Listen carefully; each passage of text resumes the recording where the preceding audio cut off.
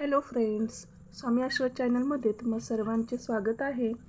आज मी रथसप्तमीची पूजा केली. पिल्लू झोपलेलं होतं, तोपर्यंत पटपट पूजा मांडून घेतली. पहिले देवाची पूजा केली, त्याच्यानंतर याची पूर्ण मांडणी केली, रांगोळी काढून घेतली. रथ मला स्वरांनी काढून दिला आहे. पेजवर बघा बरं रथ कसा आला आहे. छान काढला आहे तिने तिच्या वयाच्या मानाने. नंतर मी सगळे धान्य मांडून घेतले, हळदी कुंकू वाहून घेतलं, सगळ्याला फुलं वगैरे वाहून घेतले. म्हटलं चला आज लवकर आवरलं आहे तर पिल्लू झोपलं आहे तोपर्यंत छान असं सर्व पूजा मांडून व्यवस्थित पूजा करून घेतली. त्याच्यानंतर मी उत्पत्ती वगैरे ओवाळली, देवापुरचं सर्व व्यवस्थित आवरून घेतलं सगळं.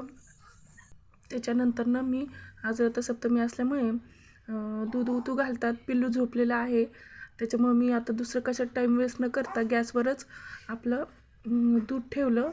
याची संक्रांतीच्या वेळेसचं माझ्याकडे खण होतेच, त्याच्यामध्येच दूध गरम करायला ठेवलं. म्हटलं चला शास्त्रमार्ग का होईना घरात आज दूध उतू जाणं हे महत्त्वाचं आहे.